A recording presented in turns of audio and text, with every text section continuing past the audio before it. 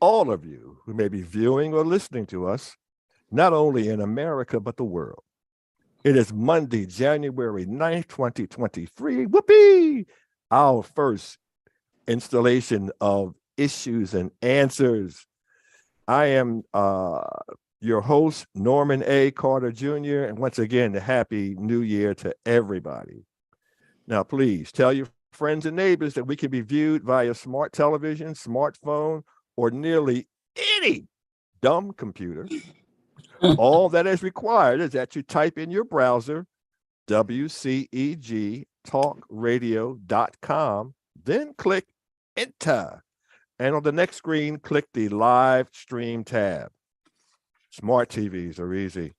Just click on the YouTube icon and search for WCEG Network. WCEG stands for the Worldwide Community Empowerment Group. Our programming goal is to leave you more informed and more empowered, power to the people, than you were before you tuned in. Our motto, we speak life into the community. Now, you may like us on Facebook and view us live and text in comments if you are on Facebook. Facebook is good. It works for us.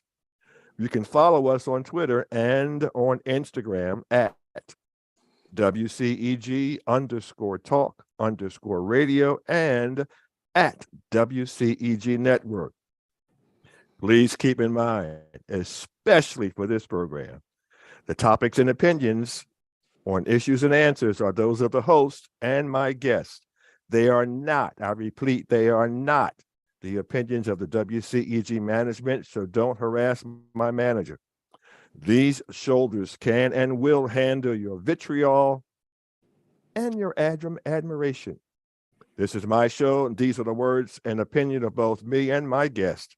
So open your ears, open your minds, and get ready to learn. Please take notes and watch replays of this program on YouTube at any time. Now, there's an old saying which says, when fascism comes to America, it will be wrapped in the flag and carrying a cross. I want you to think about that whenever you hear evangelicals, the Freedom Caucus, the Tea Party, named after an act of terror, the Proud Boys, the American Freedom Party, Vanguard America, Patriot Front, and Make America Great Again. These are nothing more than euphemisms for the Ku Klux Klan or the White Citizens Council. The first step in killing democracy is the abrogation of voting rights. That's what this is all about. Are we at that point in Georgia and in America? After the midterm elections of 2022, far too many were laughing and dancing and singing songs that had nothing to do with equality, civility, or diversity. The end all and be all for many Georgians was seeing Senator Raphael Warnock narrowly defeat a pathetically unqualified political ingrate named Herschel Walker. Ignored was the fact that the victory was relatively narrow. A Texas resident who had trouble with truthfulness almost became a Georgia senator. He believed that Medicare, Medicaid, and Social Security were government handouts that were undeserved by American citizens. He stated that he believed racism no longer existed. He became the 21st century living example of a handkerchief head willing to be a tool of the oppressive faction of the Republican Party. His supporters spent millions of dollars to support his bid for election. He almost won. Meanwhile, there remains a question about voters who lived in areas that traditionally lean toward Democratic candidates having to jump through unnecessary administrative hoops in order to vote, or being wrongfully denied an opportunity to vote. Today, we have an expert who will share with us valuable information about not only voting here in Georgia, but threats to voting rights throughout this country. Is there justice in our voting laws? Are we losing our democracy to supporters of fascism? Our guest host today has expert insight into these areas.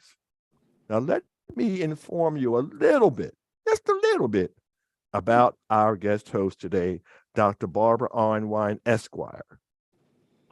Dr. Esquire is as president of the Transformative Justice Coalition, which is internationally renowned for contributions to critical justice issues, including the passage of the landmark Civil Rights Act of 1991 and the 2006 reauthorization of provisions of the Voting Rights Act. That last part is so important.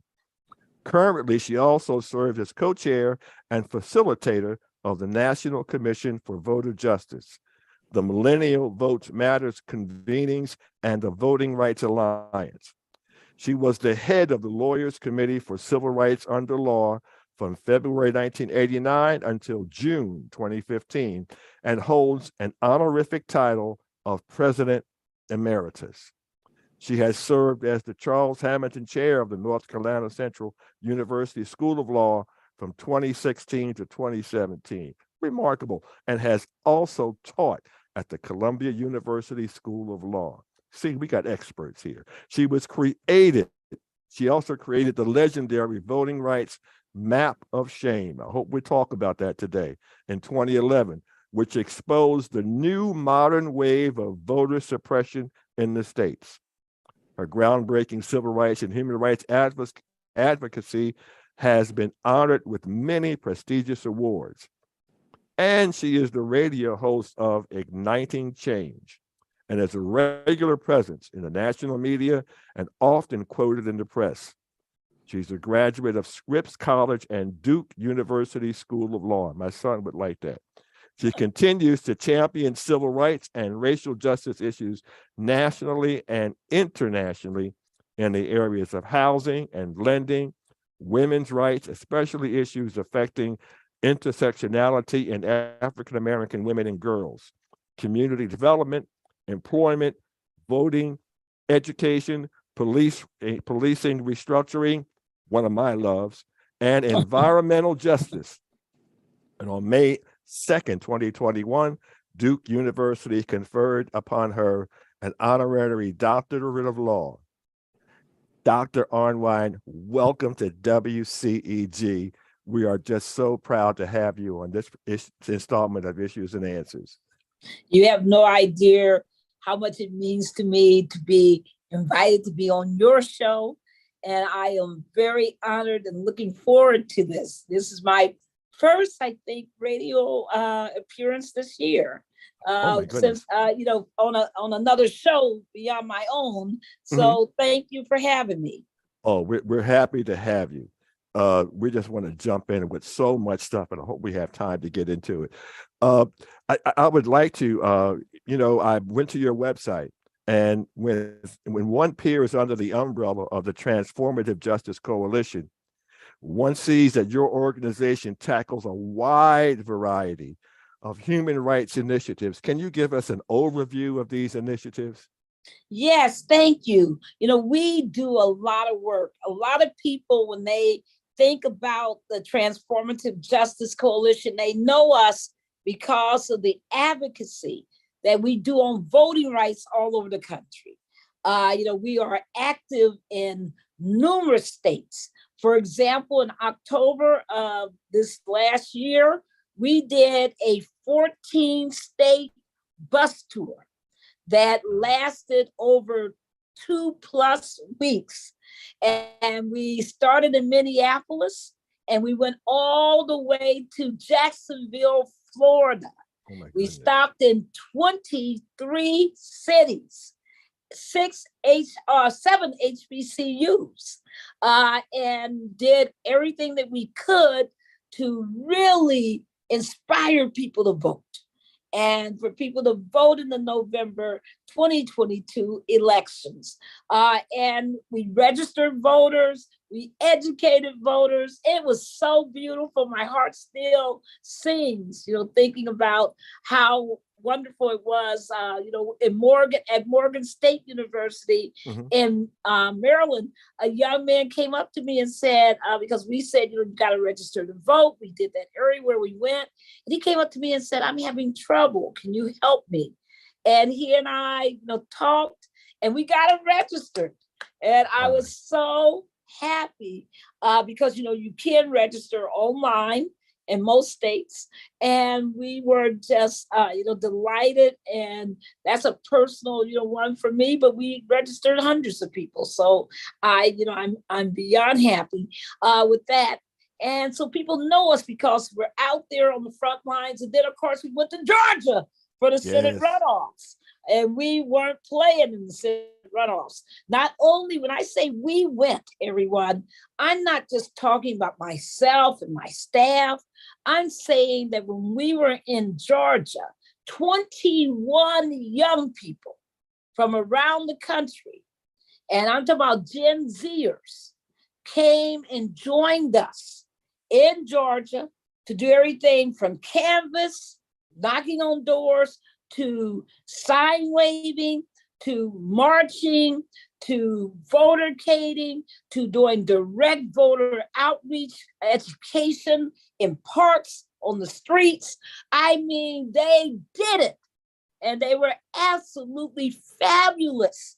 And we went, and they'll tell you that we took them to 10 different counties. We actually were in 12, but for most of them, they saw 10 different counties. And they were in numerous cities. And they just were blown away because they were really there, not as talking heads, but as on the ground folks talking to folks. And people telling them, oh, I can't vote. Telling them that I've already, I'm getting ready to go register when there was no registration open at that time for that runoff. People confused saying I voted already back in November, not knowing they had to vote again. Oh, they did it. They did it. They did it. They were fabulous. They answered those questions from other people, their own age, about why should I vote? Ooh, that was amazing.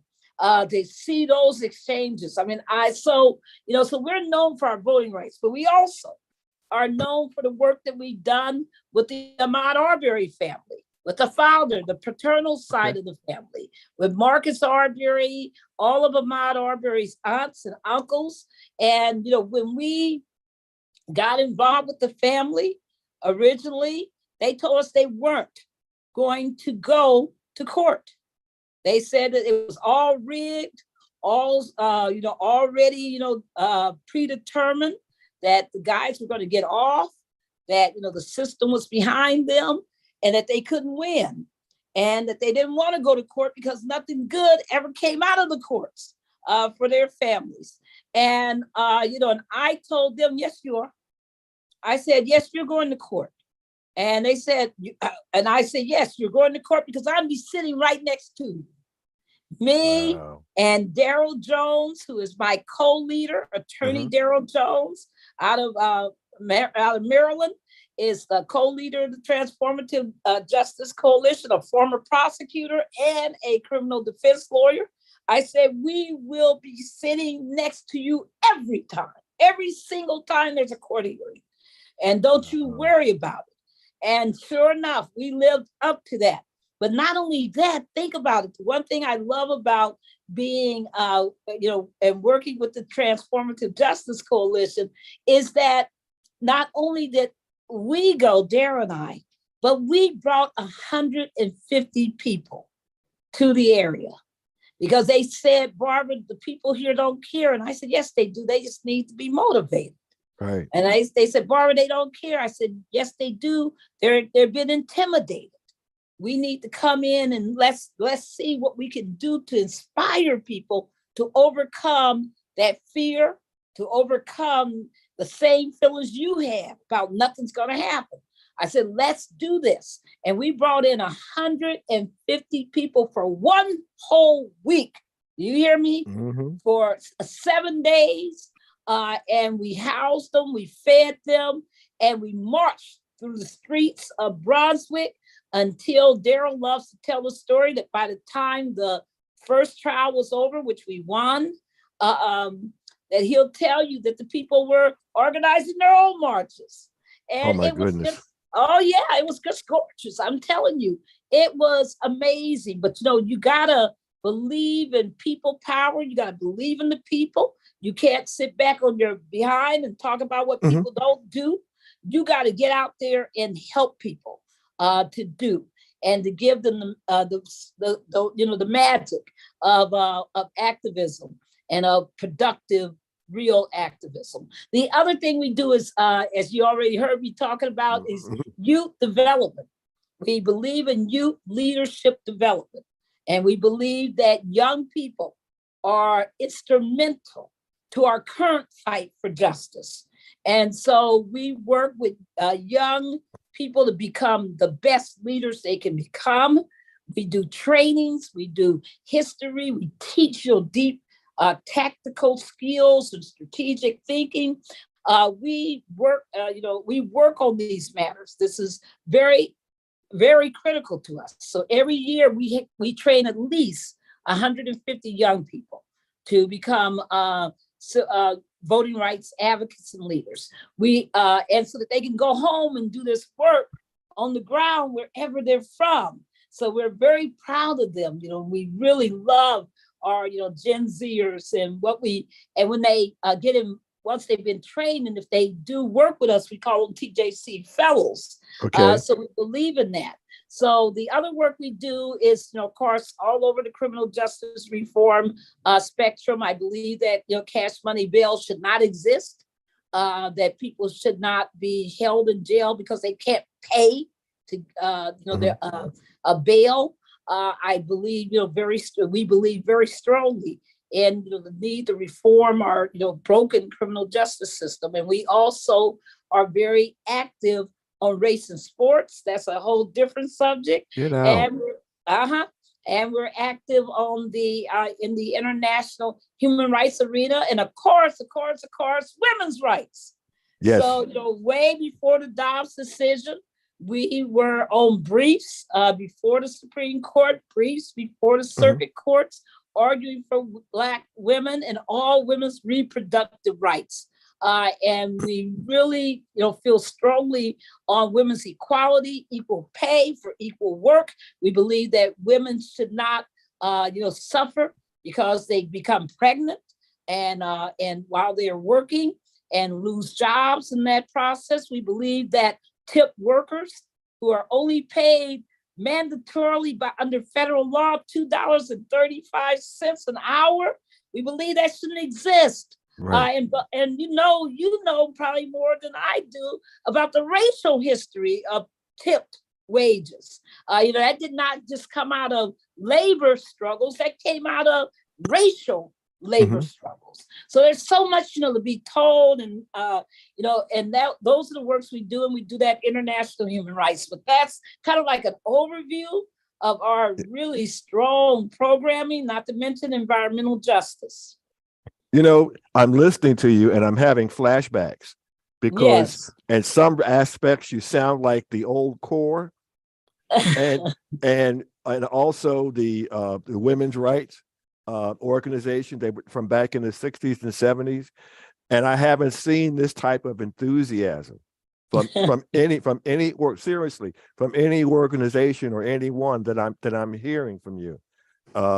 Even, we could talk about the Arbery trial where, yes, they were correct that it was rigged, and we know it was rigged because the district attorney has been indicted. That's correct. So that's correct. And it's public outrage, public outcry that generated a change. That is why they were convicted. And the question and the reason why we went there and got involved and brought the 175, et cetera, and really worked the media and all this was to create that public outcry. Correct. You just can't, wrong doesn't necessarily mean people are going to cry out against it. People see wrong all the time and they just keep moving and saying, well, there's nothing I can do about it. That happens every single day. And the difference is, TJC, we're clear. We're bold as all get out. We're courageous. We're fighters.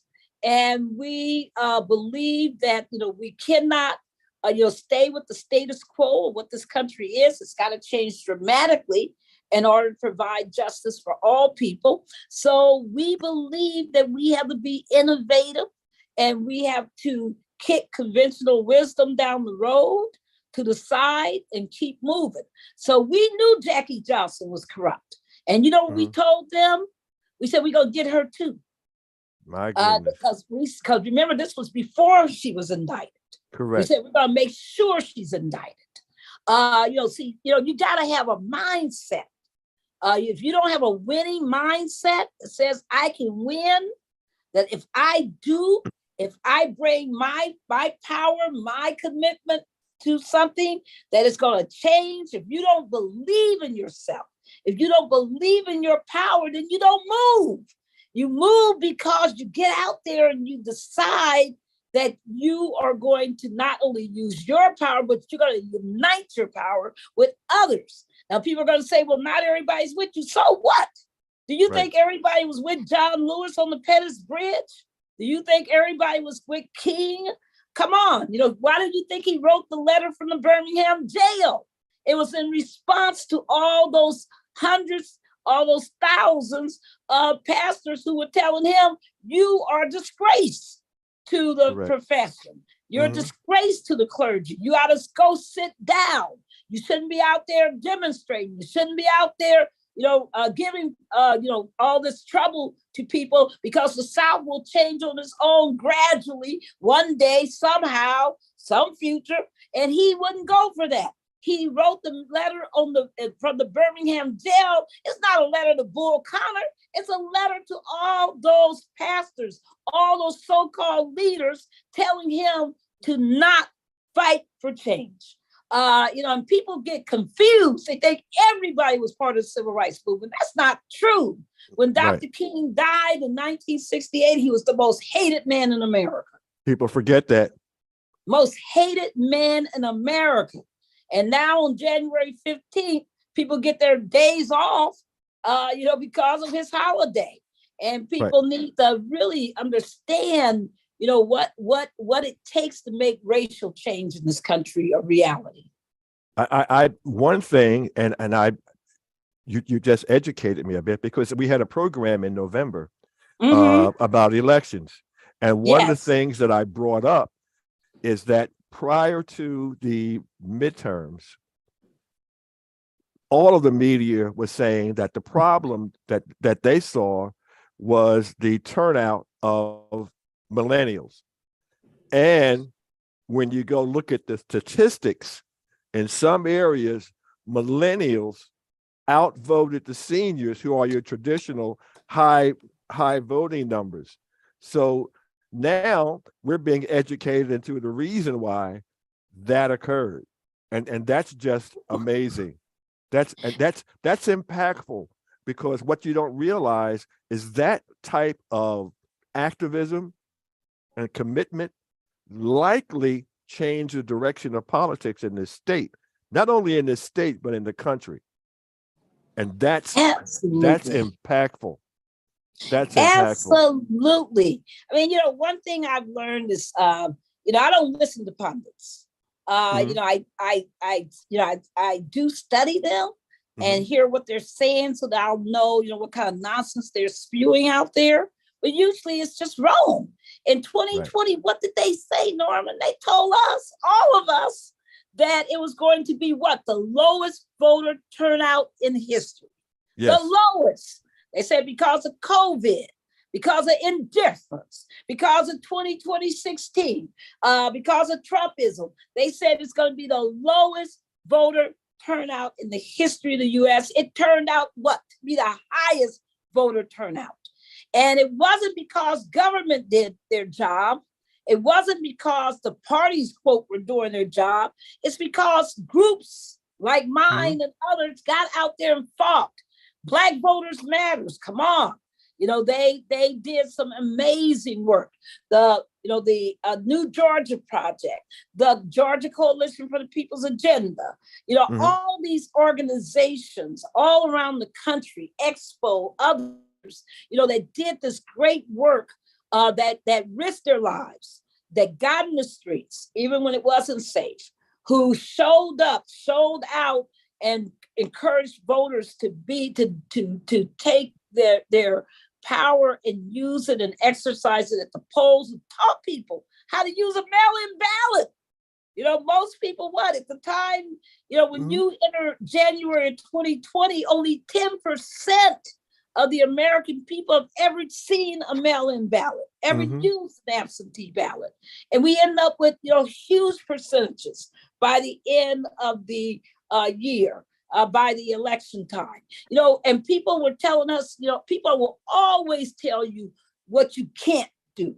And, remember Mandela? Mandela says they always say it's impossible until what?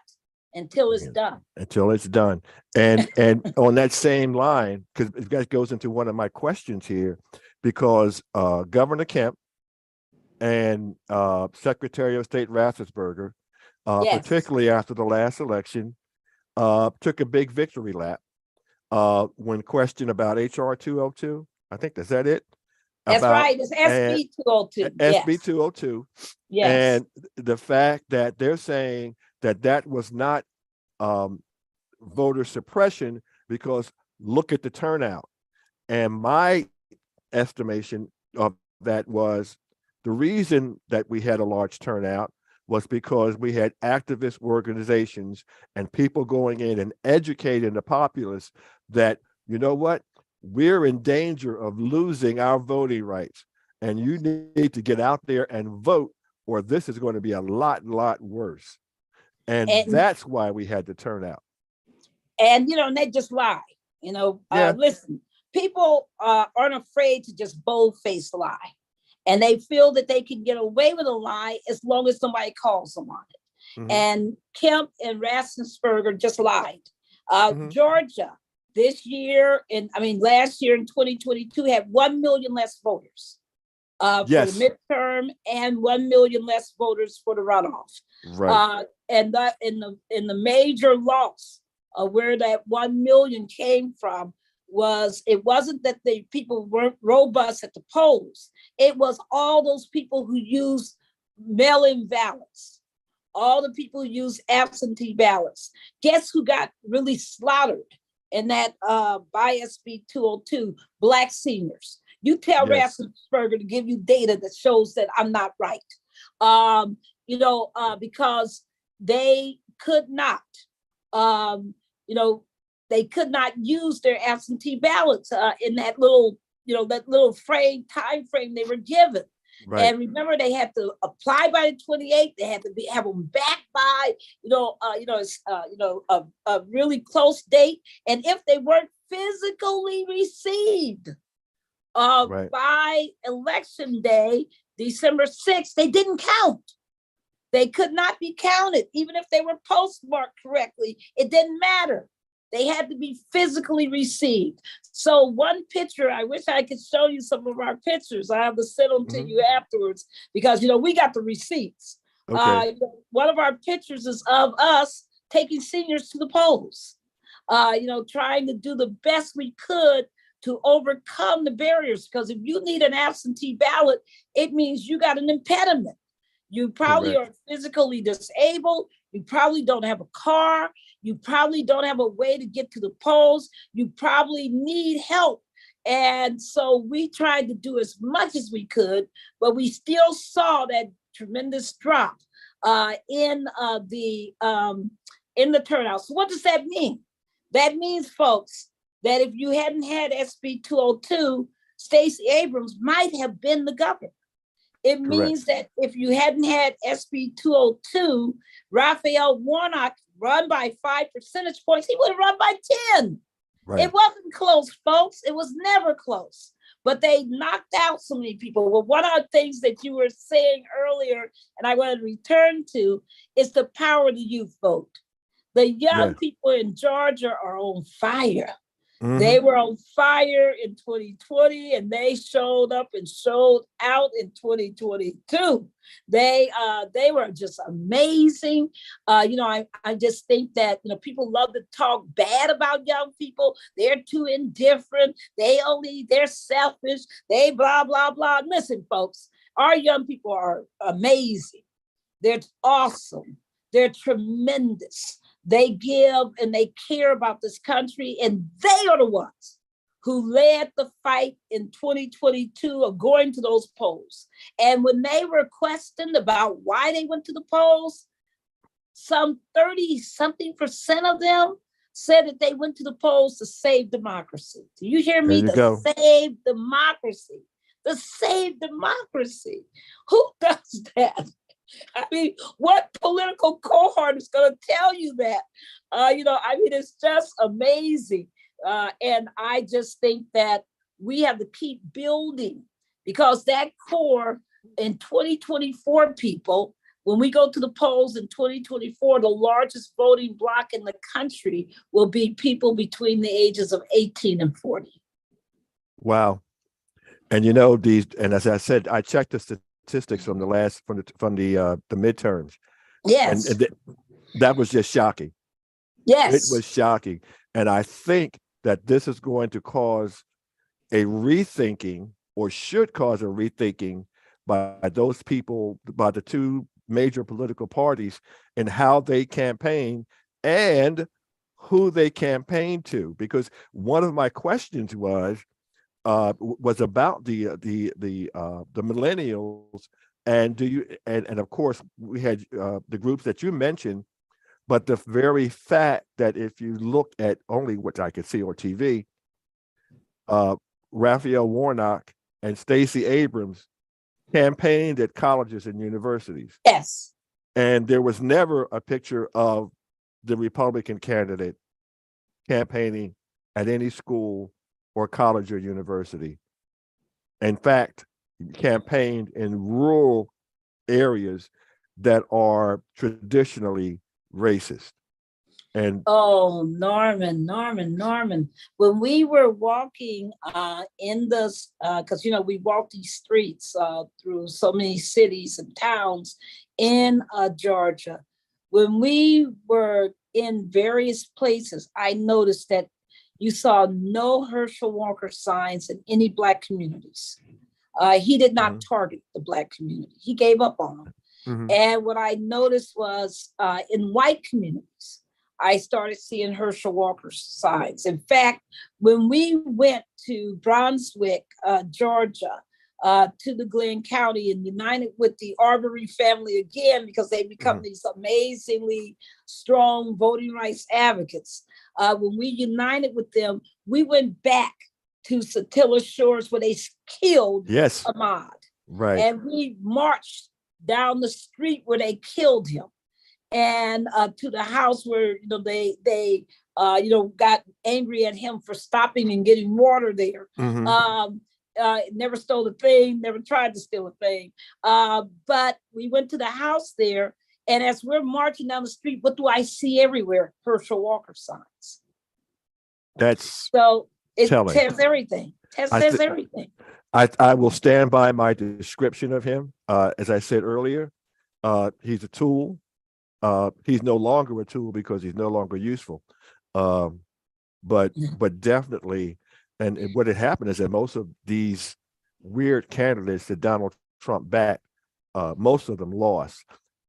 Sadly, too many of them are in Washington right now, and that's an issue. And and I want people to be clear. TJC is nonpartisan. Mm-hmm. We do not push the Dems. We don't push the Republicans. Mm-hmm. We don't push independents, Green Party, whatever. Mm-hmm. We are nonpartisan. But one thing I always tell people: if you give people the ability to vote freely without discrimination, without folks trying to, kill their vote through voter suppression. If you give people the right to vote, they'll vote the right way. I trust the American people. I know that, we got QAnon folks out there. We got folks who believe crazy stuff and whatever. But the one thing I trust is that people will vote the right way. And the last, 2 elections have shown us that. And I expect we're going to see more this year in Virginia. We're going to see more in 2024, during the presidential. And what my appeal to people right now is, don't sit back and say, I'm going to wait until September of 2024 to get active again. There for those of us who believe in justice, who believe in that this country deserves and should have a robust, inclusive, multiracial democracy. If you believe in that, then you got to be on point and active right now, because there is no such thing as an off year. No such thing. There are elections happening in the November of this year that are critical. There are elections happening in next year that are critical. You should be heard. You need to make yourself active, and you need to be helping voters. All the studies I've seen of 2022's midterm election says that these voter suppression laws hurt us. They hurt Black voters in particular tremendously. And what we got to do as advocates and as people who do this work is figure out, how do we help our voters to overcome the obstacles they ran into? How do we help them to overcome the frustrations? How do we help them to not, give up because the lines are long? How do we help them to, to hear the misinformation, the deceptive practices, the voter intimidation, all of that? We gotta, be active right now, planning and plotting and doing everything in our power to say, how do we assist and support voters? And we don't wait and try to figure that out 2 days or 2 weeks before the election. That work is now, Norman, is now. And I just think that, people make the mistake all the time of thinking that, SNCC, somehow showed up miraculously at the last second. No, they got into those communities and worked and registered people. Now, they would be out doing that kind of voter registration now. So I think, people, let's not ever sit on our laurels. Let's not ever think that land that we gain, or progress we make is inevitable, or that it is finite. The reality is that the anti-democracy forces will never stop. I mean, I was just looking at some of the history, I was so inspired by Professor Anthony Conright's article that he wrote recently called, in Mother Jones, called American Myths Are Made of White Grievance. And he talks about America's myths are made of white grievance and how racism fueled the big lie. It's a hell of a good article, folks. And he talks about the 1875 Mississippi coup. But let's remember that there were also coups in 1868 in Opelousas, Louisiana, where they killed hundreds of Black folks. In 1873, in Colfax, where they killed hundreds of Black folks. 1898 in Wilmington, North Carolina. Yes. And all over. Atlanta, Georgia. Thank you. This whole fight people just get it confused. The fight for voting rights has never been that we, quote, got the 15th Amendment. It was all, solid, and everybody said, oh, it's great, Blacks are going to vote. Never has happened. And it's never been true people want to just point their fingers at the South, but don't forget they killed Octavius Cato in Philadelphia for voting. My home. So this is a fight everywhere. Now, I'm a native-born Californian, folks, and the California history, tells it all too, because California, when it was founded, its constitution was written by a white racist as part of the movement to create what they call a white utopia that was going to be Idaho, Washington State, Oregon, and California. And so, from the beginning, California had all those vicious, racial discrimination, racial segregation laws. So I don't want people to think, in sundown towns, there were thousands of them. There weren't just a few in the South. It was all over the country. Every single state had probably some form of a sundown town somewhere. Missouri, I mean, let's just talk about it. So, so I don't want people to get this, twisted. This fight is not a fight for the soul of the South, although the South is very critical. It's but not just a fight for the soul of the Midwest, but it's very critical. Not just the West, not just North. It's all about this entirety of this country.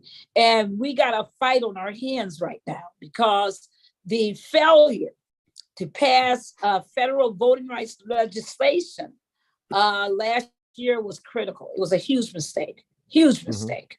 And it's one that puts our democracy on the edge. It makes it teeter on the edge. And watching January 6th, whoo, what did you think? I mean, were you like me? Just watching, last Scary. week. Oh gosh, very scary. I will say one thing, Doctor, that you kind of mentioned it, and I don't think you put enough emphasis on it. What you're doing with voter registration. People take that lightly. Yes. I am old enough to remember what happened in Philadelphia, Mississippi. Yes, And how not only were people registering to vote were killed, but the police department and the government helped to cover it up, and it really wasn't solved for like 40 or 50 years. Yes.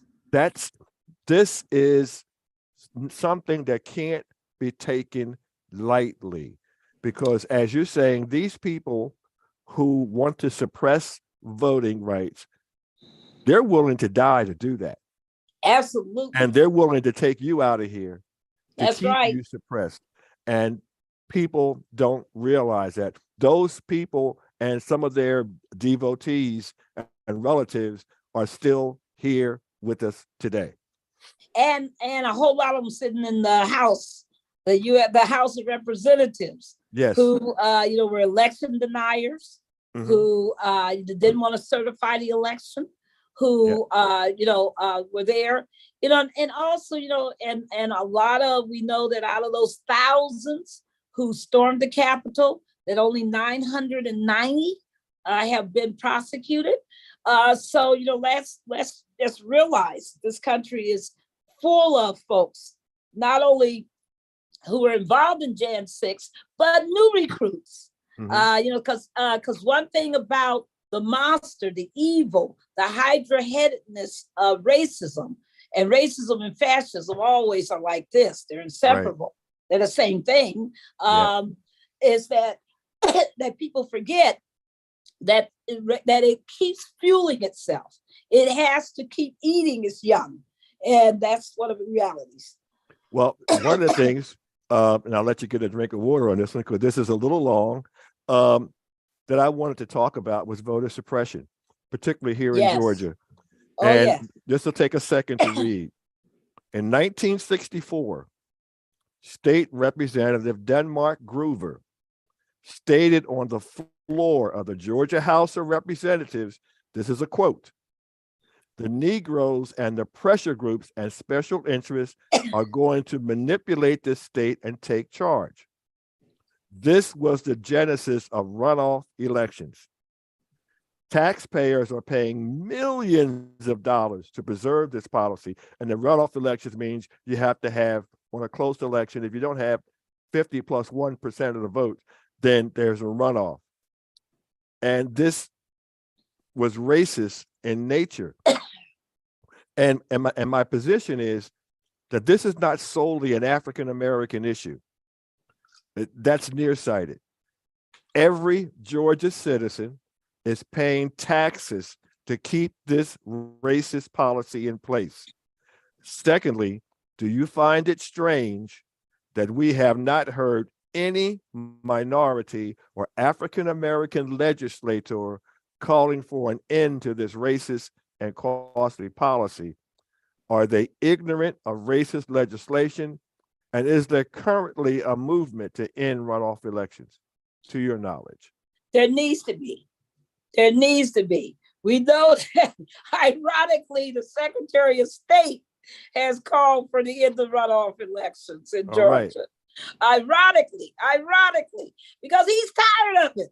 He's tired of, listen, I said when I created the map of shame in 2011 to educate the American people about this new wave of voter suppression, I said the only way we beat voter suppression long range is that we keep showing that it's ineffective, that we're able to still vote, still win.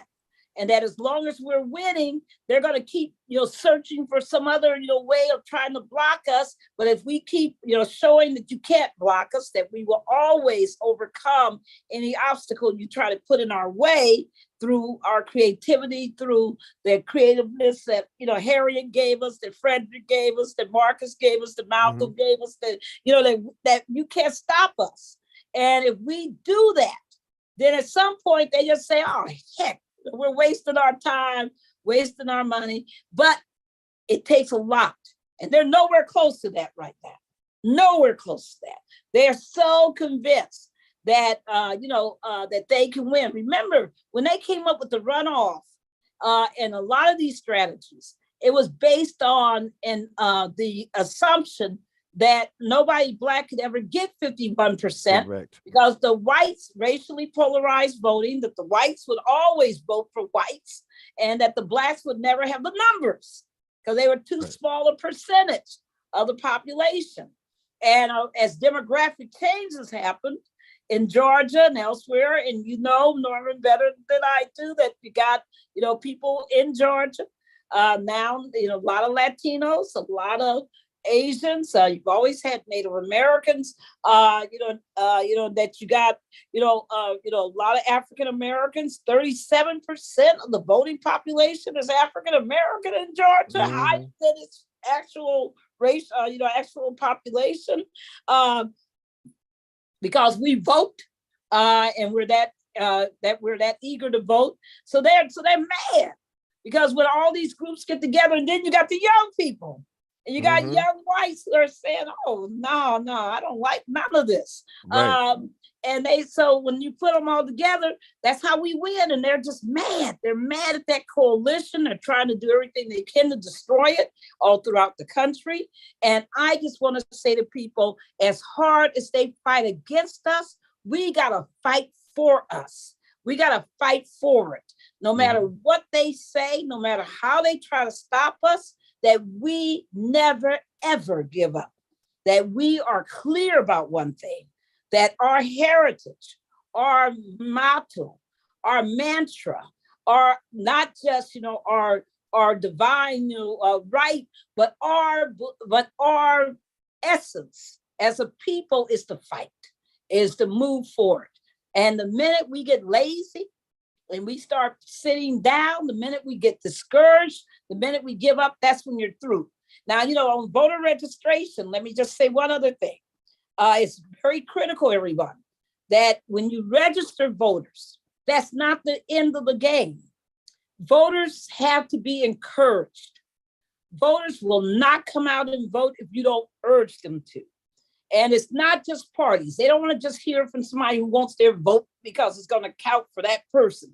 They want to be told that they're important. And we know right now that if you register one person, if you register people, there's only a 30% chance they'll show up and vote. However, if you interact with them through, hey, don't forget, it's time to vote. Be sure that you double check your registration. Just want to thank you for being registered. Want to make sure you know where your polling site is. If you do that kind of interaction with them, if they get 8 of those contacts, it goes from 30% to 85%. Wow. And so part of our job from now on in through 2024 is to build the structures, not only to register people, not only to keep people registered when they got in PERS and all this nonsense, but to also encourage them. And that, and I just love to tell people, you're beautiful when you vote. You know what we did that I love? My most favorite thing during the runoff that we did was we did something we've never done anywhere, any place before. And that was that we went to polling places and we yelled out to the people standing in those long lines, rain and everything. You know what we did? We yelled out to them, thank you, thank you, thank you, thank you for voting. And they started dancing. They started dancing. And it was my happiest moment. That's just amazing. That's amazing. You know, because one of the things I was going to say is that voter suppression and voter apathy are first cousins. They are. Yeah, and sometimes you can't have one without the other. And misunderstanding, right? Voter confusion. Yes. But that's why we're there. And that's why we got to be there. That's why we got to stand tall. You know, I want to thank Black Women for Positive Change, you know, for all their great work that they do with the pledge, all their great work that they've done to, you know, support us, you know, and for making sure that I was on this show today. I just want to thank, you know, Stephanie Myers and Georgia Dustin and all the beautiful people who are part of that, you know, great movement, that great organization also. You know, I mean, you notice I give organizational love. Yes. You know, all over the place, because I believe love is more powerful than anything. The greatest force. I was to get into that almost in my closing remarks, but you know, it's really been tough because it's been so hard to get any information out of you today.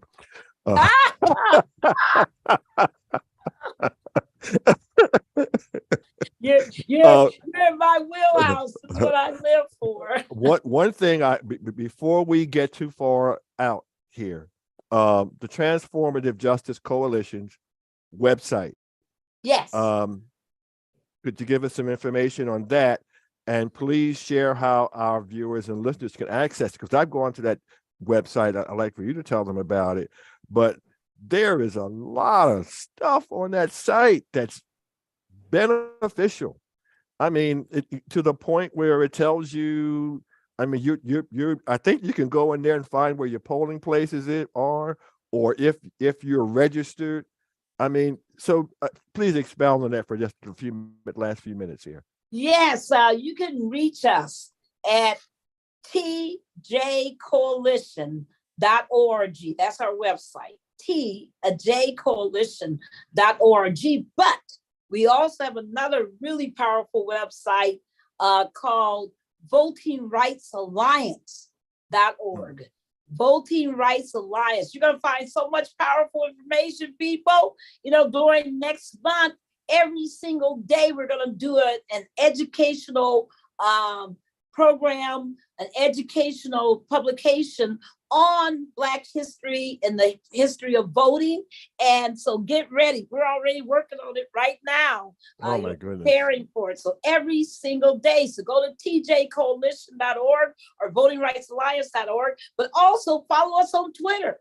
You know, VRA Matters is TJC. We also are at tjc.dc. You can find us, you know, on Facebook at Transformative Justice Coalition. Ooh, that's an active one. You're going to want to follow us there. You want to follow me because I'm tearing it up. Absolutely. And that's at Barb's 73. Barb's 73 is my main Twitter page, and I have more than one, but that's my main one. And if you care about African American women in the law, we have AAWLC, African American Women in the Law. We have it both on Facebook and on Twitter. It's much more active on Twitter. We also have the Coalition for Policing Reform. That's also on Twitter. It's also on Facebook. And we have the National Commission for Voter Justice. I mean, all of these ways that we reach out to voters, all these ways that we support voters, those are, some of our or some of our instrumentalities. And then, of course, I mentioned my amazing co-leader, Daryl Jones. You can follow him, Daryl Jones on Twitter, and he's Free the Vote Daryl. Mm-hmm. And so we're everywhere. And also, more importantly, or most importantly, nothing is free. And the Transformative Justice is a 501c3 charitable organization. Yes. So the means of how do we contribute? Thank you. People can go to tjcoalition.org, and we have a donate button, and you can donate, and your expenses, your contributions are tax deductible to the extent allowed by, law. And so you want to do that. You also, you should listen to our radio show tomorrow. Every Tuesday, we're on the air too, and from 12 to 1 on WOL 1450 AM. And we love to talk about these issues.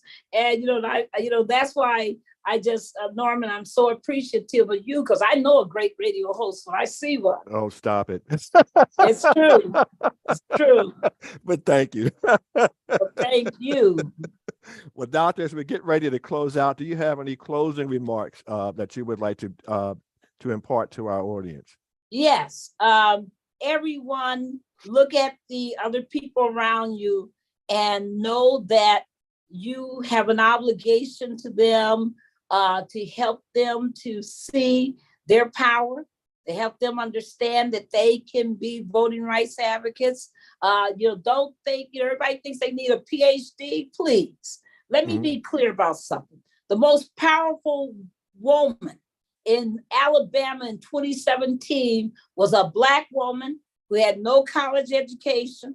In fact, she didn't have a job, but she said she had some gas and she had a car, and she took 100 people to the polls. So I want you to understand, it's not about you got to be this big old expert, you got to be this big old lawyer, you got to know, all you got to do is have a heart for justice. And you got to, get out there and remember that God is a God of justice. So justice is foundational, and you got to seek it by working for it. And so I want to just encourage everybody, every day when you look in that mirror and you see yourself, say, I am a voting rights advocate. I will make a difference. Talk to yourself. Talk, they say, speak life over yourself, but speak encouragement over yourself. Speak, truth, and speak, a victorious spirit over yourself. Thank you so much, Doctor. It's been great having you. I've been looking forward to this since November. Well, and I am so happy. I am not disappointed. And I'm sure our viewers and listeners are not. And at some point, somewhere down the line, I hope we have a chance to do this all over again. I really do. I really do. I just have a few closing remarks, but it's in relation to what we're talking about from the book called Following the Color Line, an account of Negro citizenship in the American democracy by Ray Stannard Baker. It was published in 1908. And for my YouTube folks who like to edit stuff, all of this is available online and it's free of charge. It's for public access. And it goes like this. Whether we like it or not, the whole nation, indeed the whole world, is tied by unbreakable bonds to its Negroes, its Chinamen, its slum dwellers, its thieves, its murderers, its prostitutes. We cannot elevate ourselves by driving them back, either with hatred or violence or neglect, but only by bringing them forward by service. For good comes to men not only as they work alone, but, as she said today, as they work together with sympathy and understanding, which is the only true democracy. The great teacher never preached the flat equality of men, social or otherwise. He gave mankind a working principle by means of which, being so different, some white, some black, some yellow, some old, some young, some men, some women, some accomplished, and some stupid, mankind could, after all, live together in harmony and develop itself to the utmost possibility. And that principle was the golden rule. It is the least sentimental and most profoundly practical teaching known to men. Another saying, a rising tide raises all ships. Let us all elevate our thoughts, our sense of decency, and our appreciation for our common humanity. Reverend Dr. Martin Luther King once said that in order to hold me down in the gutter, you have to get your hands dirty. There is nothing civil in racial or cultural domination. Laws that were set up to enforce cultural and racial subjugation are no better than the Nazis, the fascists, and the communist doctrines we abhor.